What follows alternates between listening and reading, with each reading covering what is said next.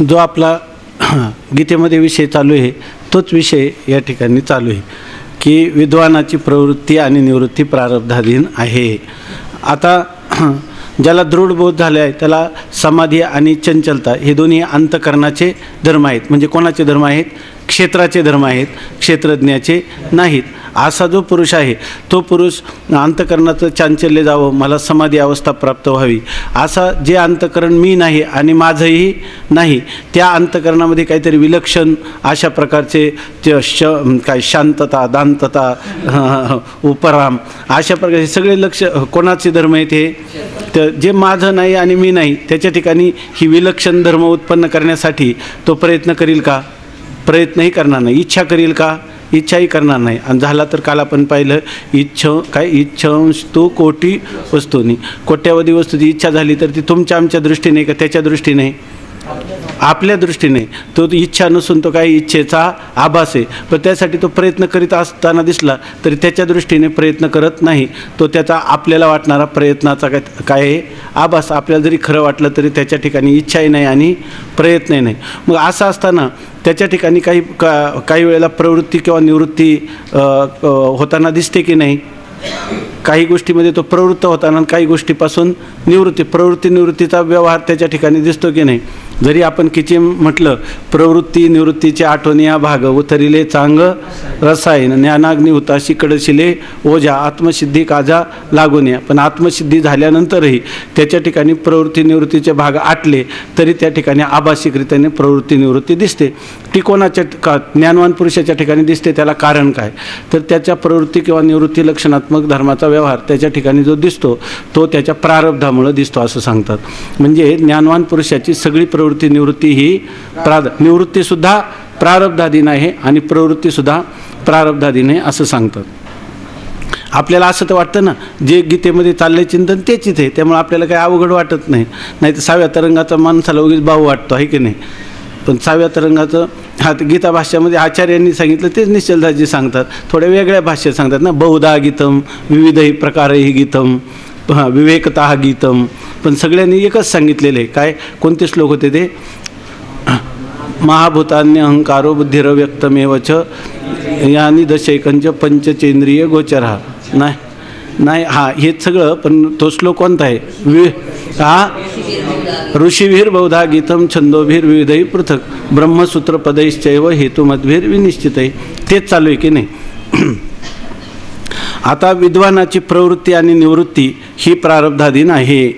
विद्वानाची कोणत्याही कार्यात प्रवृत्ती आणि निवृत्ती केवळ प्रारब्धाधीन आहे. याचा अर्थ त्याचा काही संबंध नाही. हे सर्व प्रारब्धाच्या अधीन आहे. त्याचं थेट प्रक्षेपण आहे. कोणाचं? प्रारब्धाचं थेट प्रक्षेपण आहे ना. ज्ञानवान पुरुषामध्ये प्रारब्धाचं थेट प्रक्षेपण आहे. आपल्यामध्ये काय आहे? आपल्यामध्ये थेट प्रारब्धाचं प्रक्षेपण आहे. पण आपण मधीच अहम हा त्याच्याशी जोडला आहे की नाही? अहंकार बिचमे चांदभाई उभा केला म्हणून थेट प्रक्षेपणाला काय झाला? प्रतिबंध झाला आणि त्याच्यामुळे आपल्याला जन्ममरण परंपरेत अडकावं लागलं. त्यांचा आज पण फोन आला बरं का की ते म्हटले जर काही चिंतन करायचं असलं तर मी येणार आहे, एक दिवस सांगतो म्हटले. विद्वानाची कोणत्याही कार्यात प्रवृत्ती आणि निवृत्ती केवळ प्रारब्धाधीन आहे. प्रारब्ध प्रत्येकाचे विलक्षण आहे. प्रारब्ध काय प्रत्येकाचं सारखं आहे का? प्रत्येकाचं प्रारब्ध वेगळं आहे. जनकाप्रमाणे एखाद्याचे प्रारब्ध भोगाचे असेल, एखाद्याचे शुकवामदेवाप्रमाणे त्यागाचे असेल. आता शुकदेवाचं प्रारब्ध काय? जनक राज्यपदी नांदे. जनकाचं राज्य काय आहे? भोगाचं प्रारब्ध आहे. आणि शुक नागवा प्रारब्ध आहे की नाही? आणि कळी लावी जे नारदे. प्रत्येकात सगळे ज्ञानीच आहे की नाही? कृष्ण भोगी शुकच त्यागी. राजनेव जनक राघवऊ, जनक आणि प्रभू रामचंद्र हे काय राजे आहेत आणि शुक काय हे त्यागी आहे, कृष्ण परमात्मा भोगी आहे, आहे की नाही. पुढे काय वशिष्ठ कर्म करताच, वशिष्ठ कर्म करतात, त्यांचं पौरोहित्य करतात, परंतु याच्यामध्ये कोणता ज्ञानी श्रेष्ठ सांगा बरं. सर्व ते ज्ञानीना समाहा, सर्वच ज्ञानी काय आहेत, समान आहेत. कारण प्रत्येकाचं प्रारब्ध वैचित्र्य आहे आणि आत्मस्वरूपाच्या ठिकाणी प्रारब्ध भोगत असताना त्या भोगाचा त्रैकालिक अत्यंताभावाचा त्यांचा दृढ निश्चय आहे, संशय विपर्यय रहित असा त्यांचा दृढ निश्चय आहेत. म्हणून ज्ञानवानाचे कधीही माणसाने दोष काढीत जाऊ नये आणि गुण पण घेत जाऊ नये. ज्ञानवान पुरुष हा ब्रह्मच आहे. ब्रह्माच्या ठिकाणी कोणते गुण दोष चिकटतात का, चिकटवणाऱ्याला चिकटतात, चिकटवणाऱ्याला चिकटतात. म्हणून आपण ज्ञानवान जर म्हटलं, स्वामी महाराज म्हणजे नाही त्याला ज्ञानी म्हणू नका, ज्ञानी म्हटलं तर त्याचे गुणदोष काढू नका, नाहीतर ते सगळे गुणदोष काय त्या संतांचे गुणदोष अनिता या मना केलासे उगाना सुकृताचा, आपलं सगळं पुण्य त्याच्यामध्ये झडून जातं. म्हणून कधी ज्ञानवानाचे गुण आणि दोष याचं वर्णन करू नये. उलट काय करावं, गुणही नाही दोषही नाही. कारण ते गुणदोष अनात्म पदार्थाचं चिंतन होतं त्या निमित्ताने का आत्मपदार्थाचं चिंतन होतं. अनात्म्याचं चिंतन करणं ही काही चांगली गोष्ट आहे का, आहे की नाही. वेदांताचं अध्ययन करायचं, स्वाध्याय करायचा आणि चिंतन कशाचं करायचं, अनात्म्याचं. त्याचा परिणाम काय होईल, फल दुःख. साक्षात्कार कशाचा होईल, श्रवण कशाचं केलं, मनन कशाचं केलं आणि साक्षात्कार कशाचा झाला. आणि हाच काय परम पुरुषार्थ आहे हा पुरुषार्थ नाही, आहे की नाही. तर हे गोष्टी आहे ना, जे काही उपनिषदांनी परंपरेने संतांनी सांगून ठेवलं, प्रारब्धा अधीनं अन्न आच्छादन, ऐक नाही. पुढे काय अन्न मानदन हे तो प्रारब्धा अधीन अशा प्रकारची गोष्ट आहे. तेव्हा ज्ञानवान पुरुषाने याच्याविषयी कधी शंका दुसऱ्याविषयी घेऊ नये आणि स्वतःविषयी घेऊ नये. खरं तर कोणाविषयी घेऊ नये, अगोदर स्वतःविषयीच घेऊ नये, आहे की नाही. आणि स्वतःविषयी घेतलं नाही का दुसऱ्याविषयी कोणाच येणार नाही. मुक्ताची प्रतिती जगाची मुक्त, सगळेच्या सगळेच काय आहे, मुक्त आहे. आणि असं जोपर्यंत वाटत नाही तोपर्यंत आपल्याला काहीतरी वेदांताचं साधन जे आहे ते योग्य रीतीनं आपण त्याच्यावर आरूढ झालेलो नाही असं समजायला हरकत नाही. आपल्याला जोपर्यंत आम्ही मुक्त आहेत, शिष्यसुद्धा कधी बद्ध वाटता कामा नाही. ते सुद्धा काय आहे, तो सुद्धा आपला आत्मरूपच आहे. त्यामुळं त्याचंसुद्धा गुणदोष काही मनावर घ्यायचं कारण नाही. त्याला कसं पाहावं, आत्मरूपाने. आणि आत्मरूपाने पाहिलं तरच त्याचा काय आपण त्याचा उद्धार करू शकतो, नाहीतर नाही. त्या पद्धतीची कल्पना आहे ना, ती कल्पना तुम्ही खरोखरच त्याच्यात माथी जर मांडली तर तुमच्याच अंतःकरणात सत्यत्व बुद्धी झाली असं त्याचा अर्थ आहे की नाही. मग शिष्याला मुक्त मानावं का सगळ्यांनाच मुक्त मानावं, सगळ्यांना मुक्त मानावं.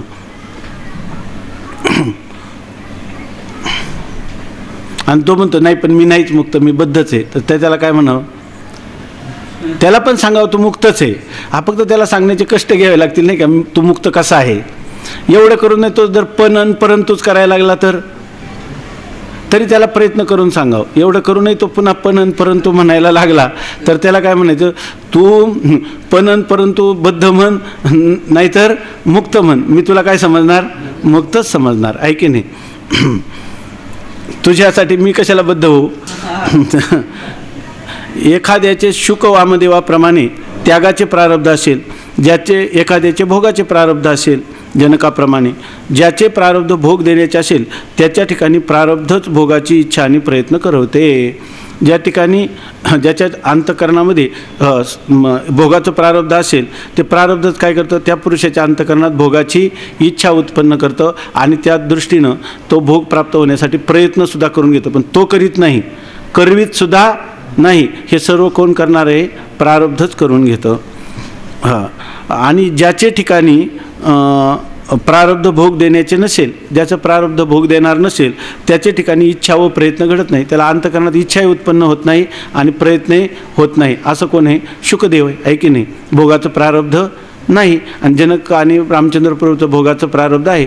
त्यांना तशी इच्छा पण होते सुवर्णमृगाच्या पाठीमागं धावण्याची आणि प्रयत्न पण तसे करतात, आहे की नाही. आणि शुकदेवाला वडील हाका मारत असले तरी तो काय करतो, पळून जातो. ब्राह्मणाचे पोरी खेळाशी व्यायले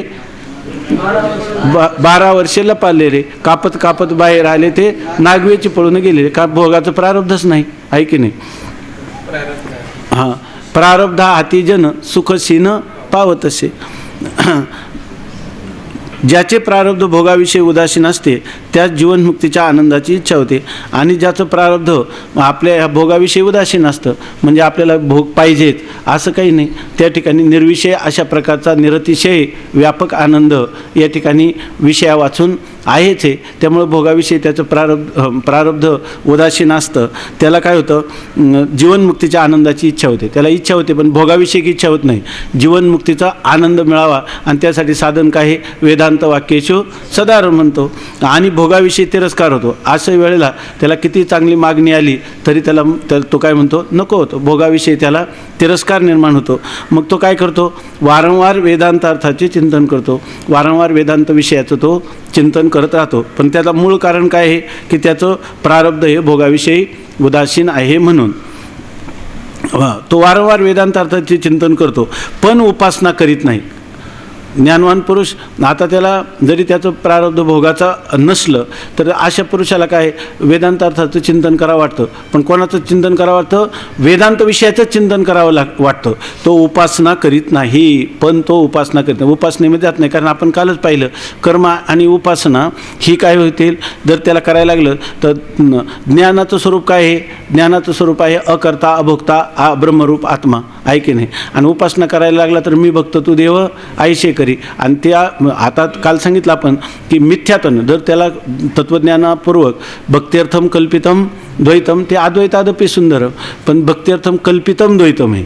भक्त्यर्थम सत्यत्वेन सत्यत्वेन कल्पितम म्हणायचं का, सत्यत्वेन मतम, ज्याला सत्यत्वाने मानलं तर ते द्वैत मात्र काय होईल, त्याच्या अद्वैत आत्मबोधाची हानी करणार आहे की नाही. त्याला घडू शकत नाही कारण त्याचा अधिकारी वेगळा, स्वरूप वेगळं आणि फल वेगळं आहे कर्म आणि उपासनेचं. म्हणून असा पुरुष सुद्धा वेदांताचं चिंतन करतो, तो कर्म उपासना करत नाही. कारण अंतकरणाच्या निश्चलतेने ब्रह्मानंदाचे भान होत नाही, ते भान ब्रह्माकार वृत्तीनेच होते. तुम्ही योगाचं किंवा उपासनेचं साधन केलं तर अंतकरण काय होईल, चंचल असतं अंतकरण स्थिर होईल. पण स्थिर झालेलं जे अंतकरण आहे त्या अंतकरणामध्ये ब्रह्मानंद अभिव्यक्त होत नाही. आज तो ब्रह्मानंदच, पण कळला नाही तर काय उपयोग आहे की नाही. आज कोणताही आनंद होतो तो कोणाचा असतो, ब्रह्माचाच असतो. अंतकरण वृत्ती निश्चल झाली तर तो आनंद जो आहे विषयात आनंद मुळीच नाही, आहे ब्रह्मानंद. पण तो ब्रह्मानंद त्याला कळला होता का, कळला नाही. तर त्याचा कारण त्याला कळलं का, ज्ञान त्याचं जर कळलं असलं तर त्याचं फल काय आहे, फल हे नित्य आहे. पुन्हा काय आहे ते परोक्ष आहे का प्रत्यक्ष आहे. प्रत्यक्ष जरी असलं तरीसुद्धा हे आत्म्याचाच आनंद आहे हे त्याला जरी कळलं तरी तो ब्रह्मरूप आत्म्याचा आनंद हे त्याला कळत नाही. सांगदेवाला जो काही समाधीमध्ये आनंद होता तो ब्रह्मानंदच होता की नाही. पण त्याला याला ब्रह्मानंद म्हणतात हे माहीत होतं का, नाही. त्यामुळे त्याचा आनंद पुन्हा त्याचा आनंद नित्य राहत होता का अनित्य राहत होता.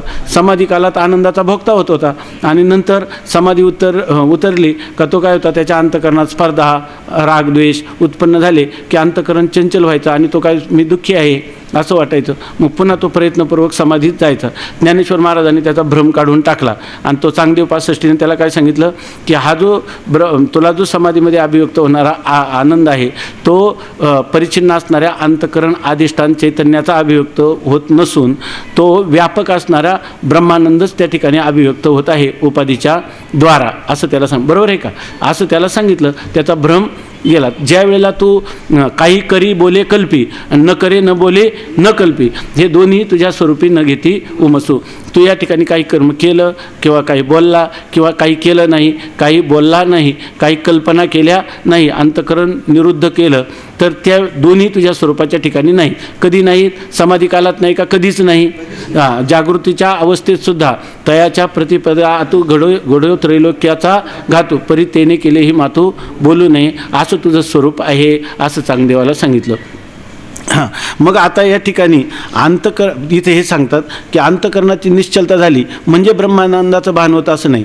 जर अंतकरण वृत्ती ब्रह्माकार झाली ब्रह्माकार झाली तर ब्रह्मानंदाचं भान तिच्यामध्ये होईल. आणि ते जर तुम्ही सत्य असं द्वैत समजून त्या ठिकाणी उपासना किंवा कर्म किंवा योगाचं साधन जरी केलं तरी त्या अंतःकरणवृत्तीत ब्रह्मानंदाचं भान होणार नाही. मग तुम्हाला जर वाटलं तुमचं प्रारब्ध उदासीन असलं, तुम्हाला ह्या भोगाविषयीची इच्छा नसली, तर तुम्ही वेदांताचं वारंवार चिंतन करावं. किंवा ज्ञानीपुरुष करतो ज्याचं प्रारब्ध उदासीन आहे भोगाविषयी, असा पुरुष आहे की नाही. हा पुरुष काय करतो? वेदांतार्थ चिंतन करतो पण उपासना करीत नाही. कारण अंतःकरणाच्या निश्चलतेने ब्रह्मानंदाचे भान होत नाही. ते भान ब्रह्माकार वृत्तीनेच होते. ती ब्रह्माकार वृत्ती वेदांत चिंतनातच होते, उपासनेने नाही. ब्रह्माकार वृत्तीत ब्रह्मानंदाचं भान होतं आणि ब्रह्माकार वृत्ती केली तरच ब्रह्मानंदाचं भान होईल ना. अंतःकरण निश्चल केलं तर तिच्यामध्ये तुम्हाला ब्रह्माकार वृत्ती आहे का? ती चित्तवृत्तींचा काय झालेला आहे? योगस्तु चित्तवृत्ती निरोधा. चित्तवृत्तीच्या निरुद्ध वृत्तीमध्ये ब्रह्मानंदाचं भान होत नाही. किंबहुना ब्रह्मानंद जरी तो असला तरी हा ब्रह्मानंद याचं त्याला ज्ञान नसल्यामुळं त्या ठिकाणी त्या काही मौलीची एक ओवी, ते त्याचं स्वरूपच असून देखील त्याला ते काय आहे? अज्ञात आहे. त्यामुळं त्याला परमपुरुषार्थरूपी फल ते मात्र मिळत नाही. कारण ते फल कशाचं आहे? दृढ अपरोक्ष साक्षात्काराचं फल आहे त्याला.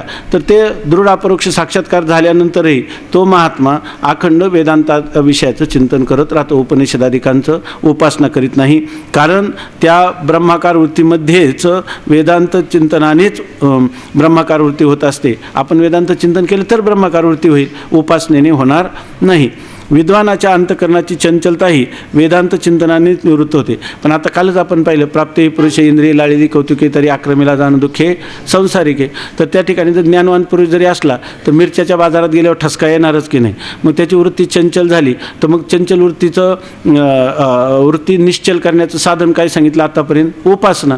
पण तरीसुद्धा इथं सांगतात त्यांनी उपासना करायची नाही. कारण जर ते म्हटले की चंचल्यच दूर करायचे ना ज्ञानवान पुरुषाला, मग त्याला उपासना केलीच पाहिजे असं नाही.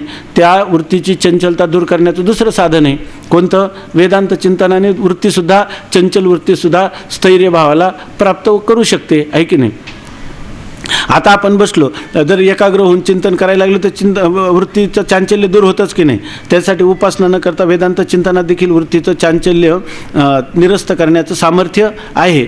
विद्वानाच्या अंतःकरणाची चंचलताही वेदांत चिंतनानेच निवृत्त होते. म्हणून विद्वान उपासनेमध्ये प्रवृत्त होत नाही. ज्ञानवान पुरुष उपासनेमध्ये प्रवृत्त होत नाही. त्याचं जरी चित्ताचं चांचल्य झालं, त्याला जीवनमुक्तीच्या विलक्षण सुखाची इच्छा असली तर त्यासाठी अंतःकरणाची वृत्ती स्थिरच करावं लागेल. पण त्याचं साधन कोणतं आहे?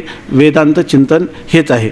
अशा रीतीने ज्याला दृढ ब्रह्मात्मबोध झाला आहे त्याची कर्म उपासनेमध्ये प्रवृत्ती घडत नाही.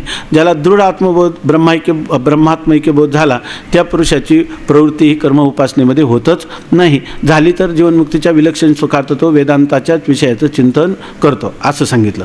आता इथं अधिकार भेदाने कर्तव्य विचार. आता इथं काय सगळ्यांना सांगता येणार, जसा ज्याचा अधिकार असेल त्याप्रमाणे त्यांनी काय करावं याविषयीचा विचार सांगतात. आता ज्याला मंदबोध आहे त्याने तर कर्म उपासना करूच नाही, मनन निधी ध्यासनच करावे.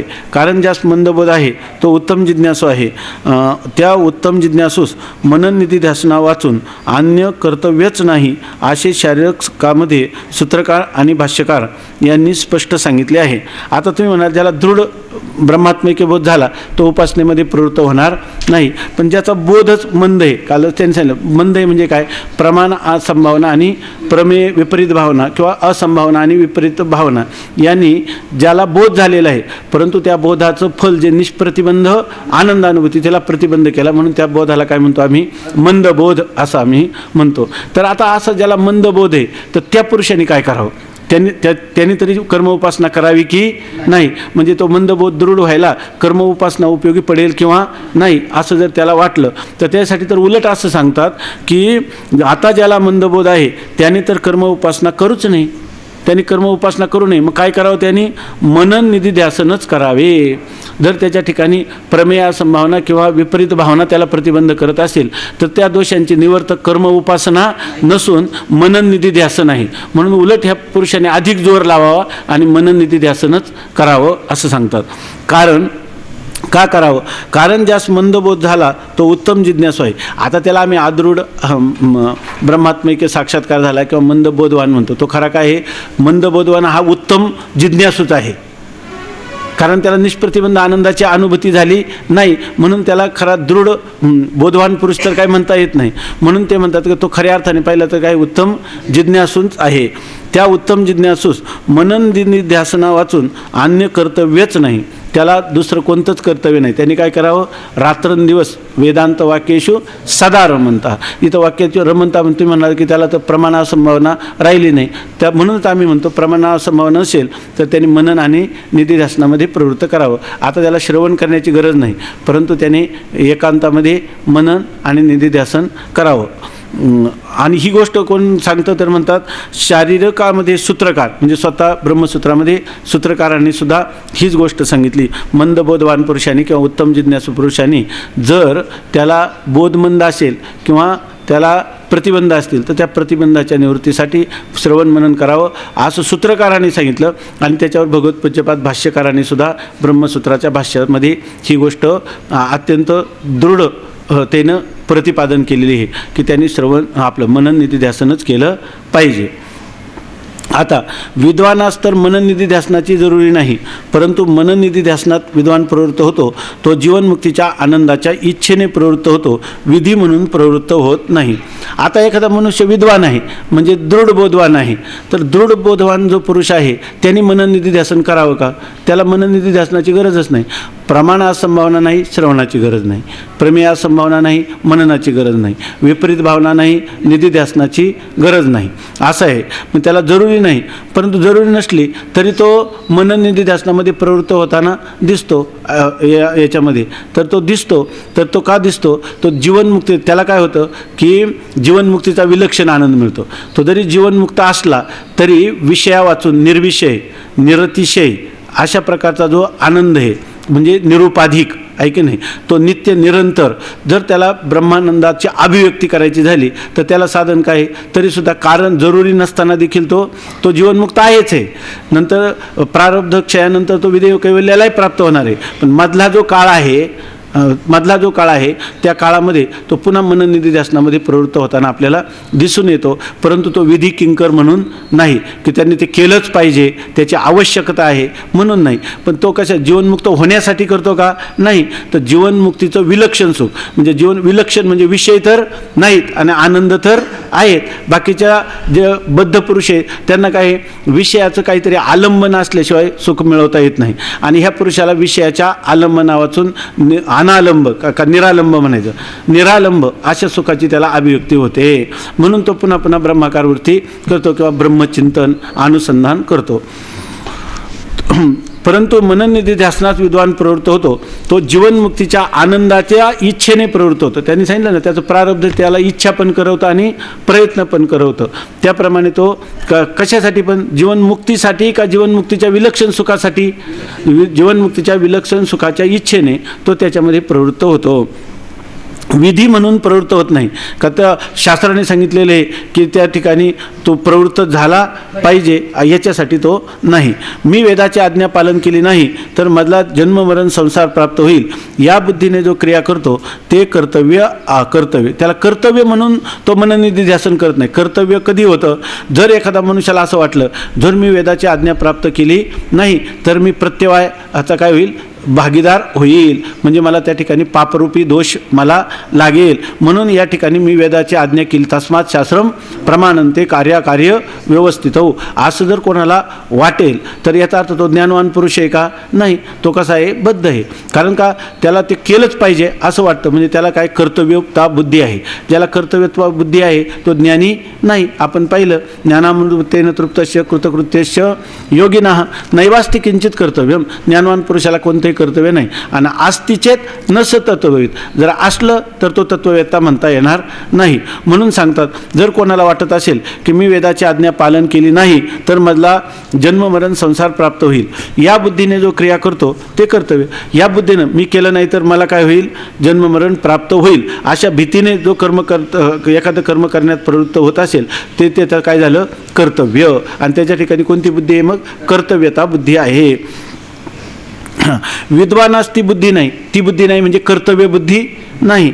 केवळ आपल्या इच्छेने मनन निधिध्यासन करतो म्हणून कर्तव्य नाही. त्याला इच्छा झाली म्हणून तो जीवनमुक्तीच्या विलक्षण सुखासाठी तो करतो का बंधनिवृत्तीसाठी करतो नाही. म्हणून त्याने जरी मनन निधिध्यासन करताना प्रवृत्त झाला तरी तो काही नाही, ते त्याला कर्तव्य म्हणून नाही.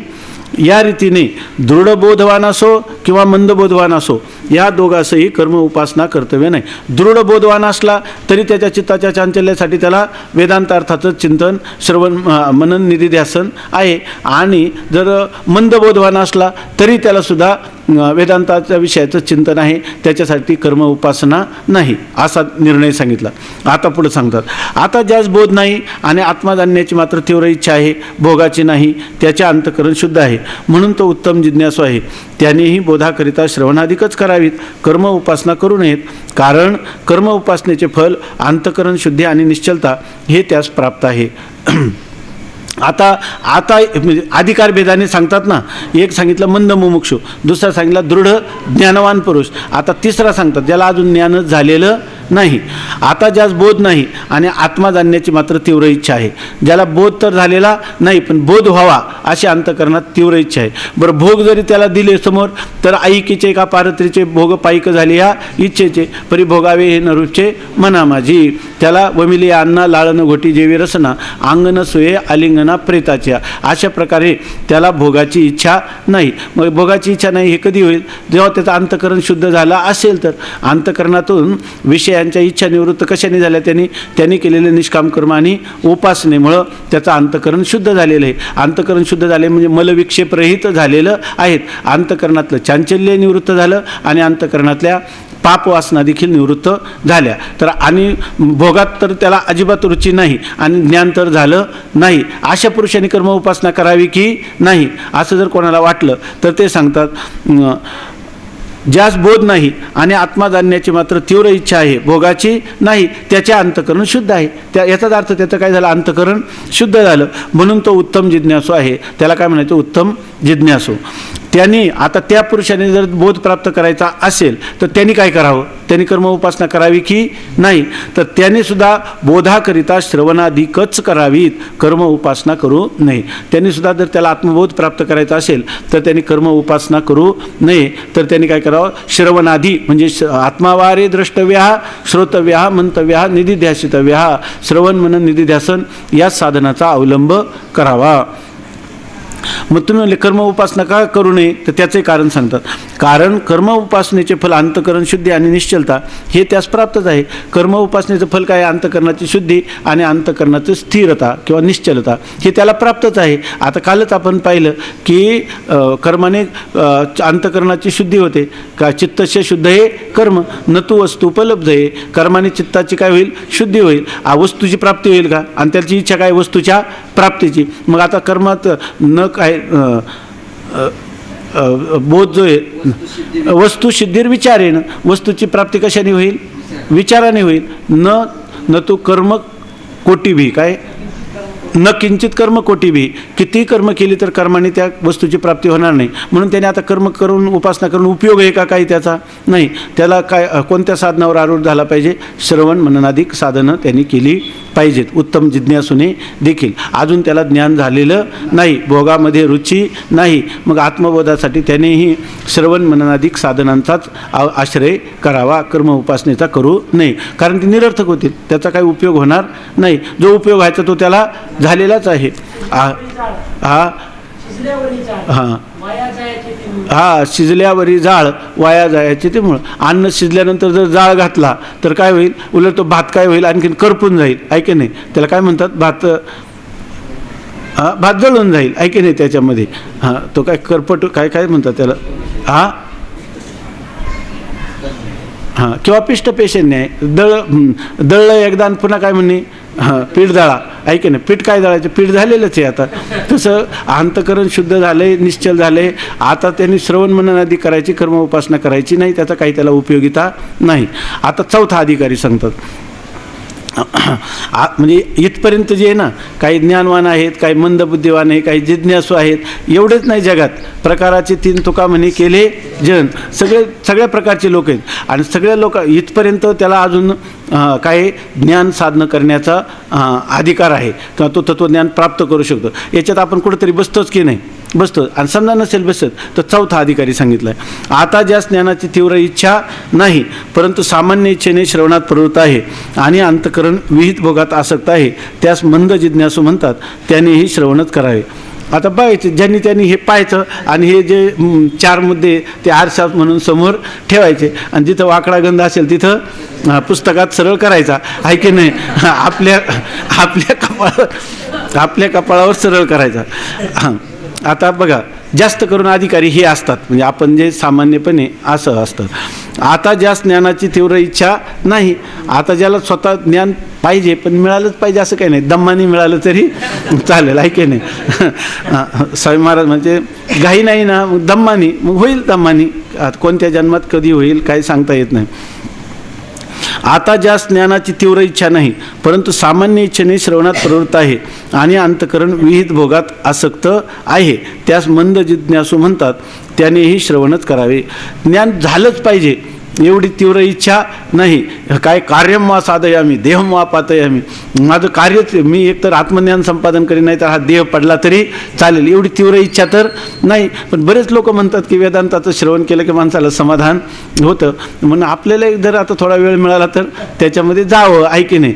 तर असं जर कोणाला वाटलं, परंतु सामान्य इच्छा आहे किंवा श्रवण घडलं तर बरंच आहे.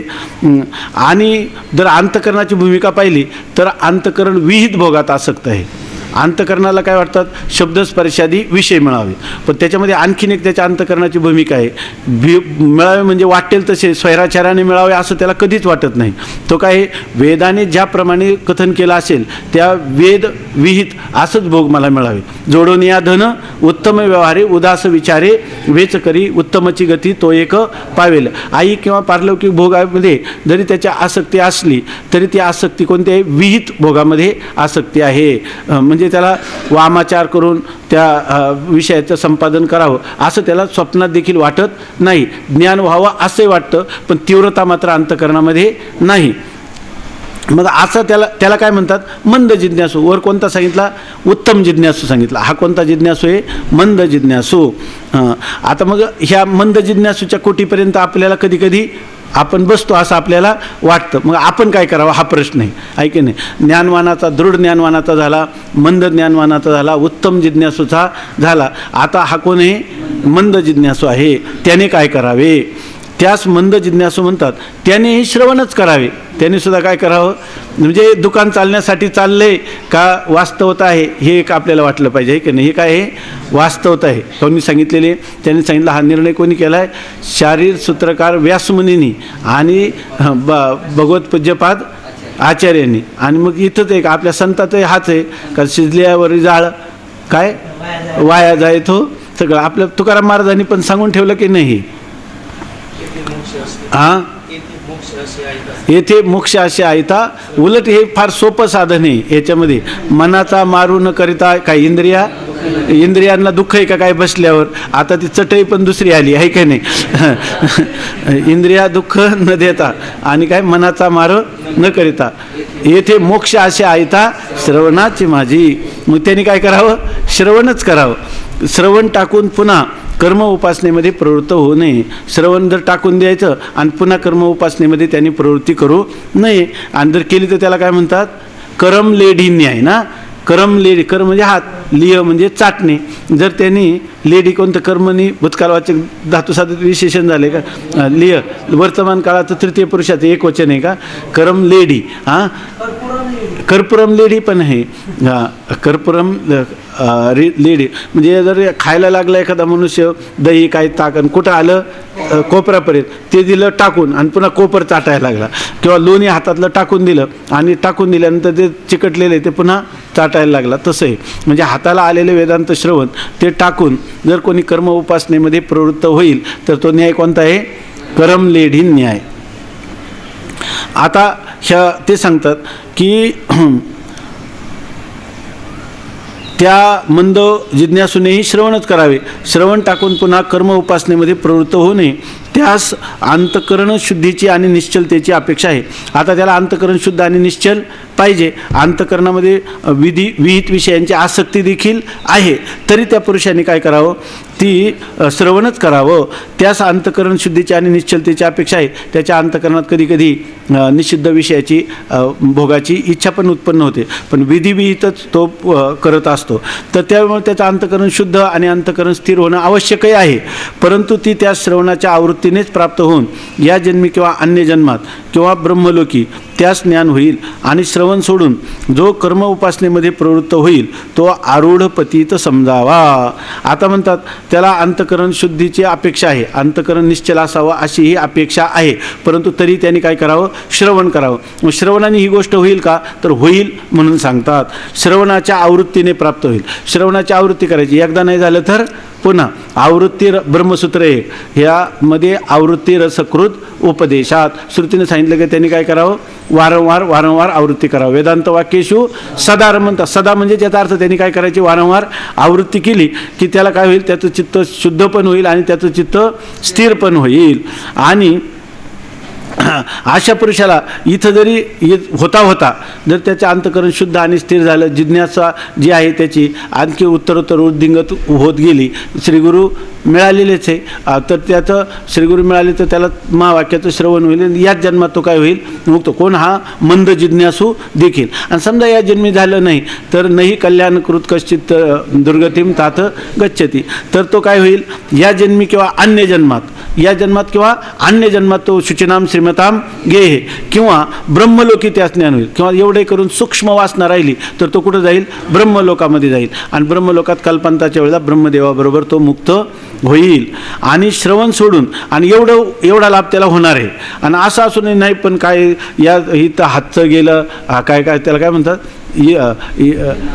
इहंच नास्ती, या लोकातलंही सुख सोडलं आणि परंच न लभ्यते, दुसरे परलोकाची प्राप्ती नाही. आणि ह्यात जर वेदांत श्रवणात सगळं आयुष्य गेलं तर गेलं आहे की नाही, पुढं काय आहे की नाही असं जर वाटलं, त्यापेक्षा कर्म उपासना तरी करावी असं वाटून जर कोणी कर्म उपासनेमध्ये प्रवृत्त झाला तर तो आरूढ पतीत समजावा. तो चढलेला मनुष्य पुन्हा काय झालेला आहे, पार 8व्या पायरीपर्यंत जाऊन तिथून पुन्हा खाली कोसळला. तसं अंतरंग साधनामध्ये प्रवृत्त झाला आणि पुन्हा कुठं गेला, बहिरंग साधनाकडं प्रवृत्त झाला. म्हणून त्याला काय म्हणायचं, आरूढ पतीत. किंवा आता सांगितल्याप्रमाणे करम लेढिन्याय किंवा कुरपुरम लेढिन्याय, कर्पूर नाही कुरपर, कुरपूर म्हणजे कोपर.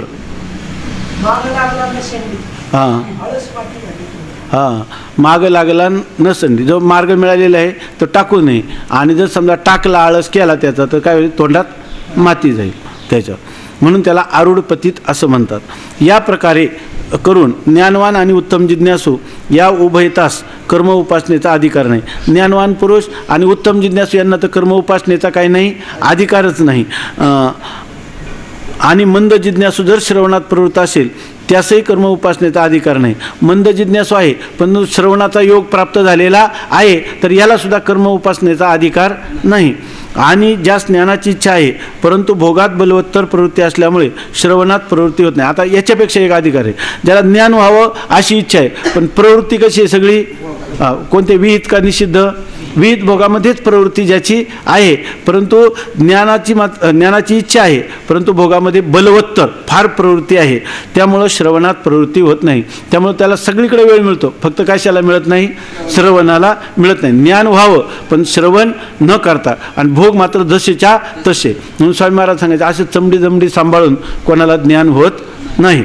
परंतु म्हणतात अशा मंद जिज्ञासूस मात्र कर्म उपासनेचा अधिकार आहे. आता बलवत्तर भोगाचंच भोग घ्यावं अशी त्याची काय आहे, इच्छा आहे. मग आता त्याला काय आहे, विधिविहित कर्म करून त्यांनी काय करावं, विषयांचा भोग घ्यावा. म्हणजे भोग घ्यायचा म्हणजे कर्म उपासना करावी. भोगात बलवत्तर प्रवृत्ती असल्यामुळे श्रवणात प्रवृत्ती होत नाही. अशा मंद जिज्ञासूस मात्र कर्म उपासनेचा अधिकार आहे. त्याला म्हणजे आता बघा इथपर्यंत आले, आता ते इतके जर असेल तर त्या माणसाने काय करावं, कर्म आणि उपासनेचा आपल्याला आपण कोण आहोत त्याच्यापेक्षा आपल्याला जे प्राप्ती करायची, त्याच्यामध्ये आपला अधिकार पाहून आपल्याला कोणतं साधन करायचं हे आपण ठरवू शकतो की नाही. जर याचा निवाडा केला तर भले आपल्याला ज्ञान होऊ किंवा न होऊ, पण कमीत कमी विचारसागर आपल्याला हेच सुद्धा सांगतो. किंवा जोग महाराजांचं जे आपण शिक्षण घेतो क्रमाने, त्याच्यात आपल्याला काय करायचं हे कळतं. मोठे बा सांगायचे 4 वर्ष झाल्यावर लोक विचारतात की आता काय करू. ते म्हणे अरे काय करायचं हे तर आम्ही सांगितलं. तू ज्ञानवान झाला असला तर काहीच करायचं नाही, आहे की नाही. तू जर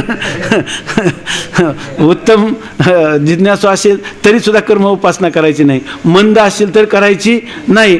आणि समजा जर तुझ्या ठिकाणी भोगाची बलवत्तर इच्छा आहे आणि तुला श्रवणाधिकामध्ये आता इथून पुढे आळंदीत काळ कसा घालावं, आहे की नाही. याच्यामध्ये समजा मधुकरीचं झाले ती 15 दिवसातून येते, मग आज खाल्ल्यानंतर 15 दिवस काय करायचं, जेवण करायचं आणि काय नुसतं झोपूनच राहायचं का, आहे की नाही. त्याच्यापेक्षा काही जर मला वाटतं काहीतरी करावं. मग त्याचाही उपाय सांगितला आहे ना 4 वर्षामध्ये, की त्यांनी काय करावं, कर्म उपासनेचा अधिकारी शांतपणाने जावं आणि आपला निर्णय घ्यावा, आहे की नाही. आणि तुम्ही 4 वर्षांनी विचारायला लागले आता आम्ही काय करू, बसा पहिल्या वर्षाला पुन्हा जोपर्यंत, आहे की नाही. त्याच्यामध्ये मंद जिज्ञासूस मात्र कर्म उपासनेचा अधिकार आहे. आणि ज्याच भोगाची आसक्ती असून ज्ञानाची इच्छा नाही त्या बहिर्मुख पुरुषास शोभ सकाम कर्माचा अधिकार आहे. आता तो काय म्हणतो की मला ज्ञानाची इच्छा नाही आणि त्याला ज्ञानाची इच्छा आहे पण भोगामध्ये आसक्ती आहे आणि याला ज्ञानाची इच्छा नाही, म्हणजे त्याला अगदी बळाने जरी श्रवण करायला तरी तो म्हणतो हे नको, हे मला रुचतच नाही, कानात कडक तेल ओतल्यासारखं वाटतं, आहे की नाही.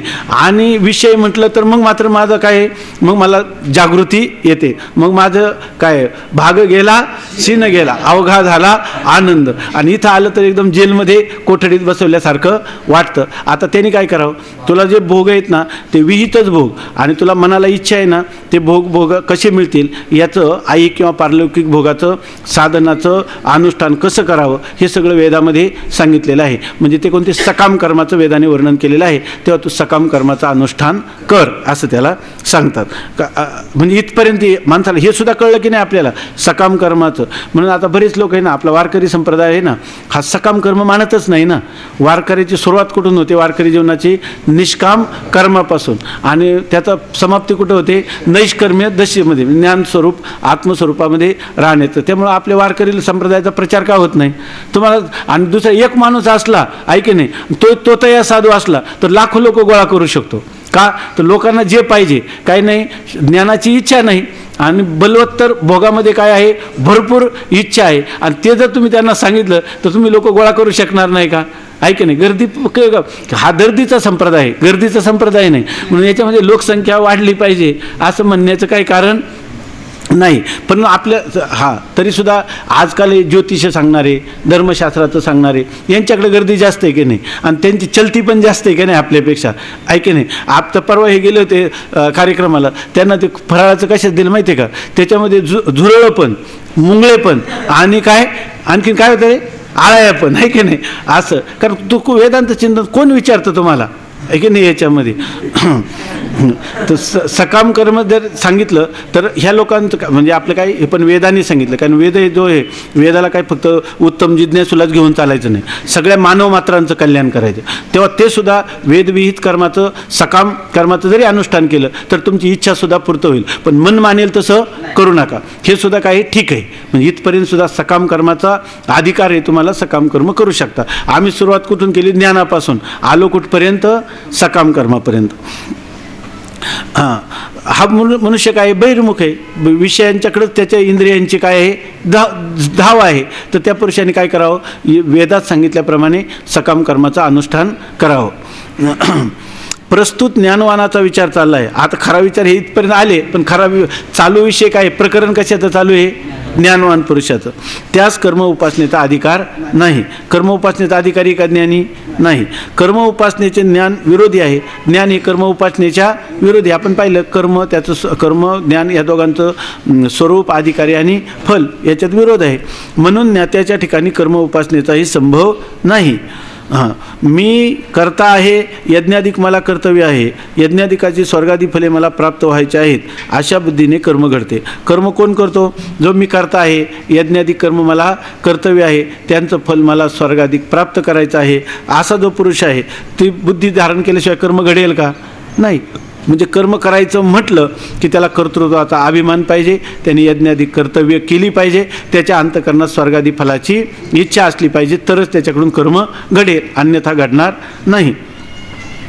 तसेच मी उपासक आणि देव उपास्य आहे या भेदबुद्धीने उपासना होते. उपासना करायची झाली तर काय करावं लागेल? मी भक्त तू देव आईशे करी, त्या ठिकाणी देव आणि भक्त याच्यामध्ये भेद मानावा लागेल, तरच उपासना घडेल.